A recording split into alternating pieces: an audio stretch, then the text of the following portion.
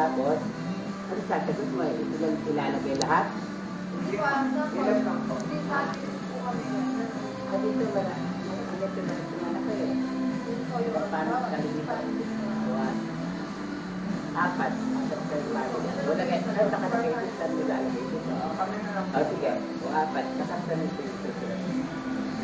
So, ang liit pa naman ako. Lahat po ba yung mga Nakatira dito ay magaganda po yung stars? okay naman. Natapos na pag-aaral. Meron silang sariling trabaho. Tapos sila sa college. Ito pangatlo na. Sa pagtapos, di ba po, medyo busy po kayo sa buhay ninyo.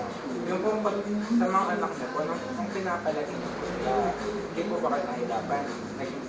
Baka nag-iisip sila rin yung, siyempre busy po kayo. Hindi ko napapabayaan yun. Kasi ayun na magkanda lang. Hindi ko napapabayaan, nag-aral sila. Kasi nandito lang ako eh. Nandito lang ako sa klinik. Dito rin po ba? Dito kami nakatira. Nakikita kong lumalaki yung mga anak. Dito rin po ba sila nakastay? Oo. Tama po. Ano po yung pinaka-main part ng stock? Dental clinic. Kayo, ako yun. Saka yung akong anak, ganun din dentist na din dito. Yung iba, teacher. Ano naman yung part?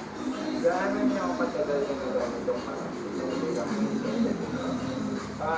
Ay, years na ako, 49 years na ako. Since graduate niyo po? Starting 1963. Dito na practice na ako. Up to now.